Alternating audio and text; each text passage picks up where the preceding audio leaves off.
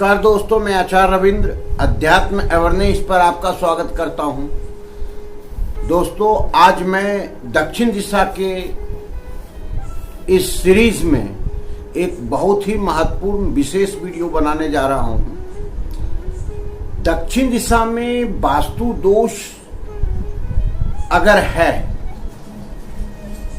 तो इसका निवारण क्या हो सकता है।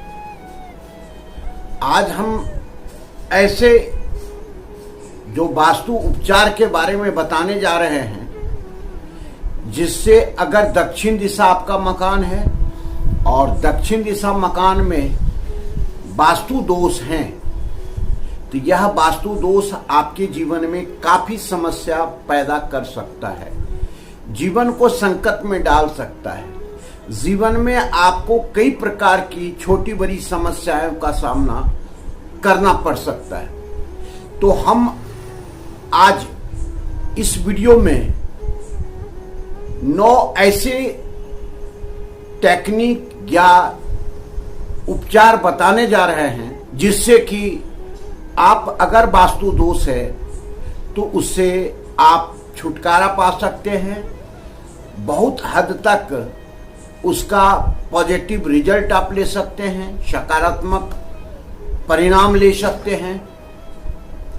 यह जो आपको उपचार बता रहे हैं, ट्रीटमेंट बता रहे हैं, यह ट्रीटमेंट आपके एनर्जी को एनहांस करने के लिए है, आपके घर को जो नेगेटिव ऊर्जा है उसको पॉजिटिव करने के लिए है, घर को रिचार्ज करने के लिए है और वास्तु दोष जिससे कि आपके जीवन पर बहुत कम प्रभाव डाल सके। तो हम अब शुरू करते हैं कि देखें कोई भी एनर्जी अगर घर में नेगेटिव होता है, वास्तु दोष से होता क्या है।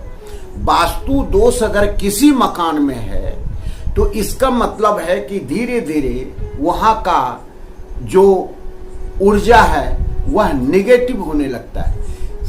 नकारात्मक एनर्जी आपके घर में डेवलप होने लगता है और उस घर में निवास करने वाले लोग, रहने वाले लोग धीरे धीरे नेगेटिव होने लगते हैं और उसके जीवन में सारे नेगेटिव परिणाम आने लगते हैं।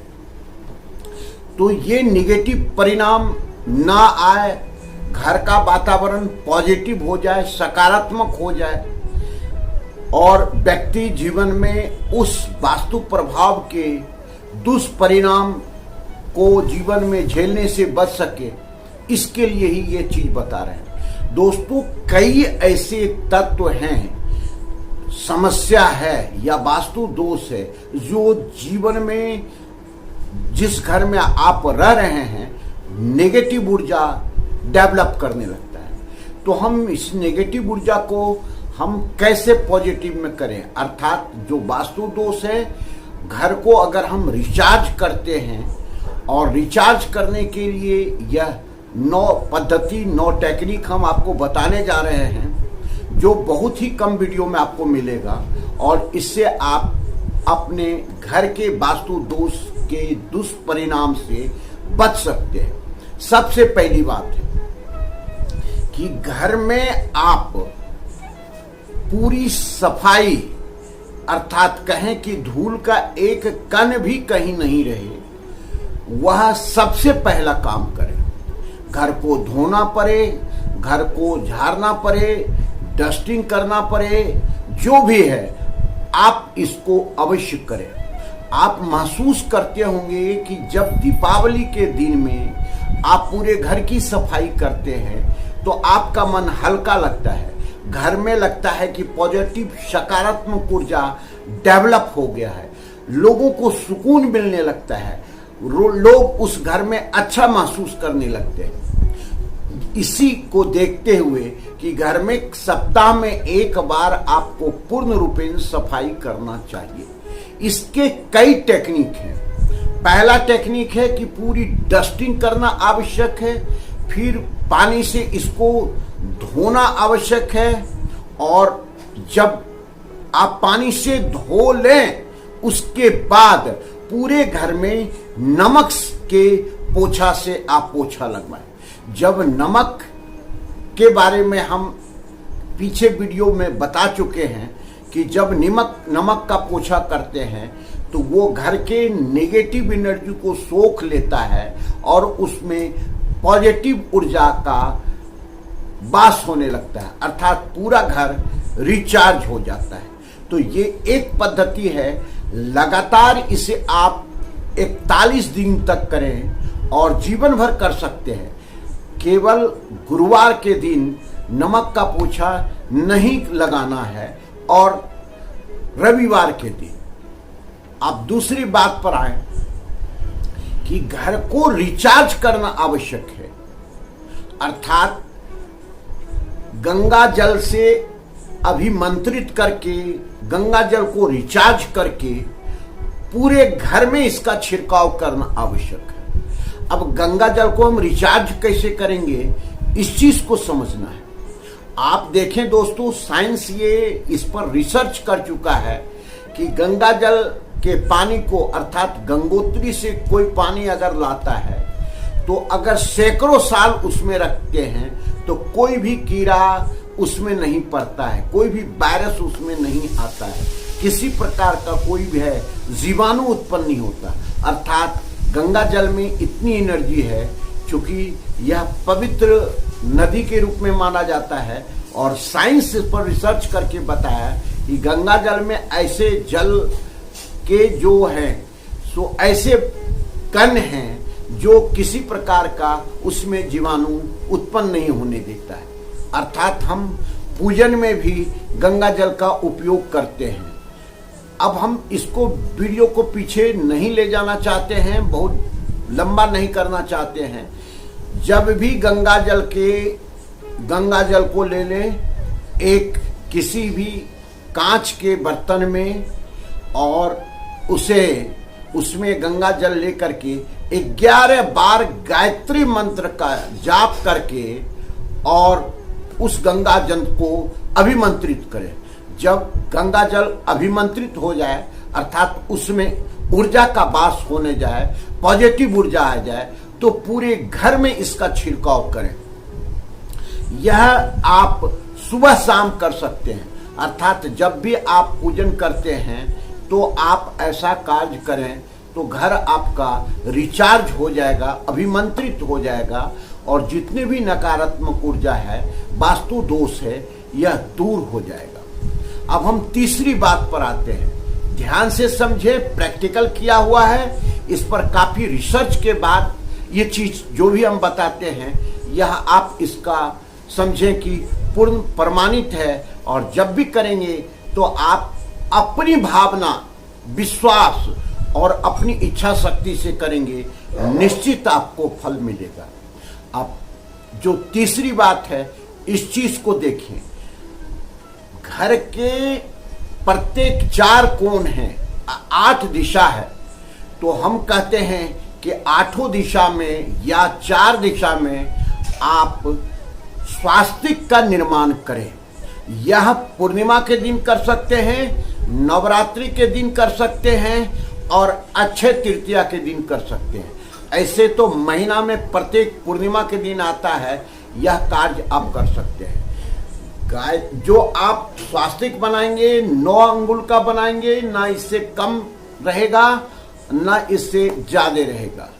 अब जो ध्यान रखना है कि कभी भी उल्टा स्वास्तिक नहीं बनाएंगे, क्योंकि लाखों जो कॉस्मिक एनर्जी इसमें पॉजिटिव होता है वह नेगेटिव हो जाता है उतना ही तेजी से।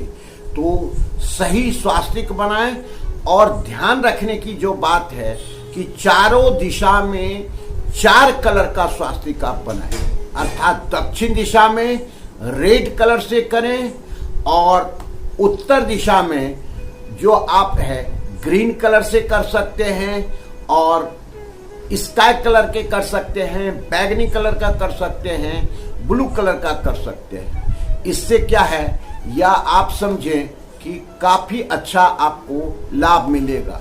ध्यान रखें, कभी भी दक्षिण दिशा में काले रंग से, ब्लू कलर से, बैगनी कलर से स्वास्तिक नहीं बनाएंगे और उत्तर दिशा में कभी लाल स्वास्तिक नहीं बनाए।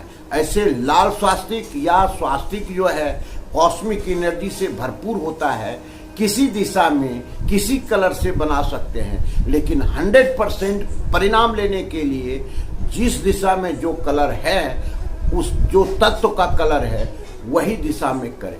पूर्व में आप हरा कर सकते हैं और पश्चिम में आप व्हाइट का कलर कर सकते हैं, मेटल कलर का कर सकते हैं और चांदी कलर का कर सकते हैं। आप चाहें तो चांदी का भी स्वास्तिक वहां रख सकते हैं। अगर मेटल का स्वास्तिक रखना है तो आप दक्षिण में तांबे का स्वास्तिक रखें। उसके बाद जो है सो आप पश्चिम में आप मेटल का रखें, या आप कहें कि चांदी का भी रख सकते हैं।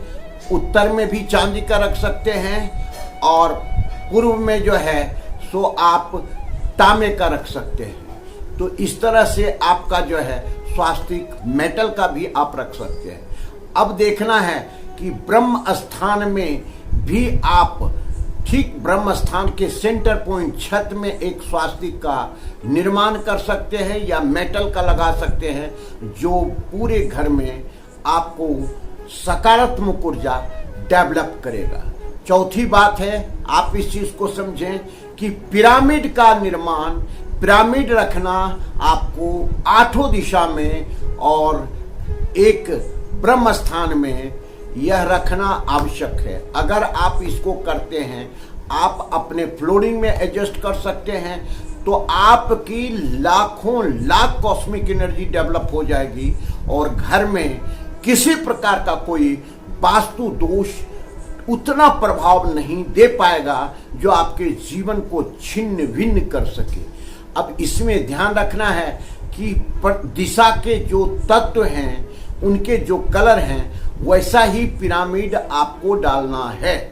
जैसे दक्षिण दिशा में लाल रंग का, उत्तर दिशा में आपको ग्रीन कलर का रख सकते हैं या आप स्काई कलर का रख सकते हैं, पश्चिम में व्हाइट कलर का रख सकते हैं और जो ग्रीन कलर का है यह आप पूर्व में रख सकते हैं। सेंटर पॉइंट पर पीला रंग का आपको पिरामिड रखना है, अंदर ग्राउंड करता है, आपके फ्लोरिंग के नीचे रखना है। तो लाखों लाख कॉस्मिक एनर्जी आपके घर में डेवलप हो जाएगा। और दक्षिण मुखी मकान भी है तो वास्तु दोष से आप वंचित रह सकते हैं। अब 5वां चीज देखें कि घर में आप पौधे का उपयोग सकारात्मक ऊर्जा फैलाने के लिए करें। जैसे एक बहुत जबरदस्त विधान बता रहे हैं कि आप ईशान कोण में 5 तुलसी का पौधा रखें।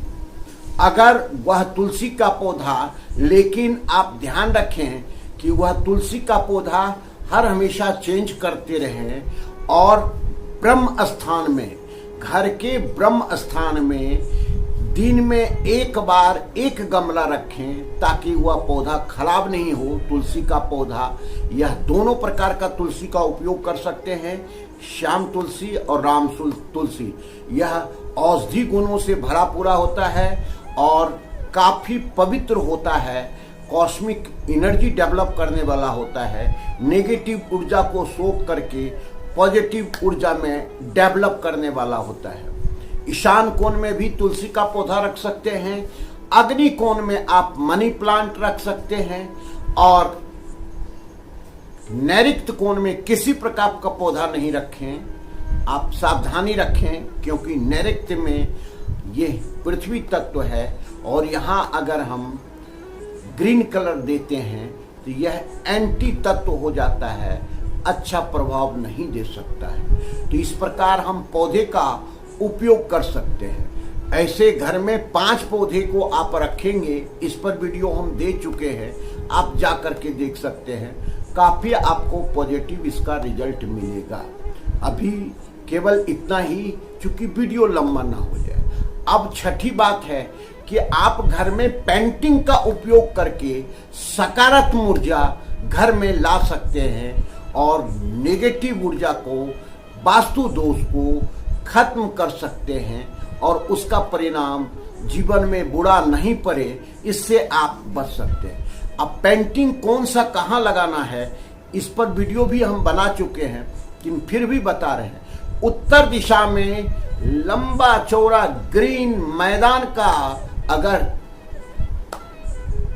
सीन हो, सीनरी हो, तस्वीर हो, तो आप गोल्डन फ्रेम में वहां उत्तर दिशा में लगा सकते हैं। इससे वास्तु दोष तो खत्म होगा ही होगा, आपके जीवन में कई नए अवसर आएंगे, व्यापार में अवसर आएंगे, और साथ ही साथ अगर आप नौकरी पेशा में हैं तो रात दिन आपकी पदोन्नति होगी और आप करोड़ों करोड़ में खेलने लगेंगे।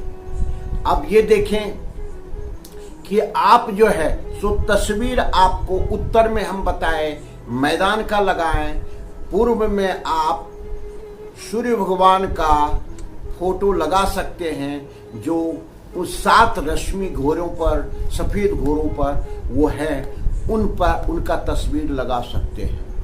अब दक्षिण दिशा में आप अपने फैमिली का भी फोटो लगा सकते हैं और हंसता खेलता फोटो हो वो लगा सकते हैं। अग्नि कोण में अन्नपूर्णा का फोटो या माँ लक्ष्मी का फोटो आप लगा सकते हैं। नैऋत्य कोण में पितृ का फोटो लगा सकते हैं, या वहां पर जो है सो ऊंचे पर्वत शिखर वाले जिसमें बर्फ इत्यादि ना हो, पानी इत्यादि नहीं हो, यह पत्थर या गोल्डन फ्रेम में आप तस्वीर लगा सकते हैं। आप पश्चिम दिशा में जो है सो वहां पर भी ऊंचे पर्वत का आप फोटो लगा सकते हैं, काफी लाभ मिलेगा। वायव्य कोण में जिससे आपको बेनिफिट लेना है, सपोर्ट लेना है, उनका फोटो लगा सकते हैं। जैसे जिस व्यक्ति का आप जहां नौकरी कर रहे हैं, बॉस का फोटो लगा सकते हैं। बैंक से आपको लोन लेना है तो बैंक के मैनेजर के साथ आप अपना फोटो खिंचा करके लगा सकते हैं। आपको जीवन में काफी इसका लाभ मिलेगा। अब आते हैं कि तस्वीर हो गया, फोटो हो गया, अब क्या और क्या कर सकते हैं। आप अपने घर में फिटकरी या समुद्री खरा नमक कांच के बर्तन में प्रत्येक कोण में रख दें, ब्रह्म स्थान में रख दें, और इसे जितना अधिक अगर वहाँ नेगेटिविटी है तो उतना कम समय में उसको चेंज करें और उसे कहीं भी जमीन के नीचे गाड़ दें, नदी में बहा दें, क्योंकि यह बहुत तेजी से नेगेटिव ऊर्जा को सोखता है और घर में पॉजिटिविटी को डेवलप करता है।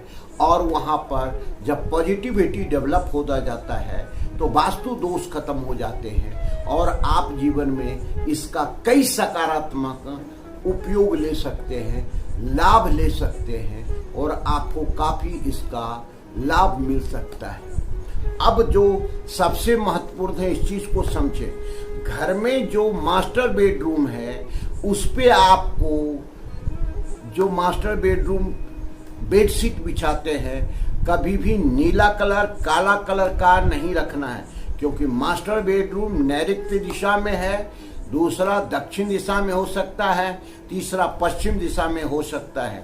तो यहाँ पर आपको पिंक फेम जो है ये हल्का ऑफ वाइट का, हल्के लाइट का कलर का आप जो है सो बेडशीट बिछाएं, क्योंकि मुखिया को तरक्की चाहिए, मुखिया को जीवन में ऐसा सकारात्मक ऊर्जा चाहिए और ये चीज वहाँ पर मिलता है। वहाँ का पर्दा भी कभी भी अगर दक्षिण दिशा है तो उस क्षेत्र में आप समझ लें 90 डिग्री से लेकर के 270 डिग्री के बीच में कभी भी ब्लैक कलर का, नीला कलर का आप पर्दा नहीं लगाएं, क्योंकि सोफा इत्यादि भी आप रखे हैं तो सोफा कवर वगैरह भी ऐसा नहीं लगाएं। और 270 डिग्री से लेकर के 90 डिग्री तक आप समझे कभी भी रेड कलर से संबंधित कोई भी पर्दा या बेडशीट इत्यादि, सोफा का कवर इत्यादि नहीं लगाएं।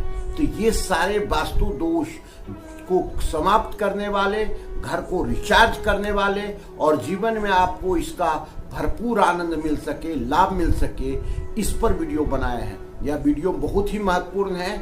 आप चाहें तो शेयर करके अपने कुटुंब संबंधी को भी इसका लाभ दे सकते हैं। धन्यवाद। फिर मिलते हैं अगले वीडियो में। नमस्कार।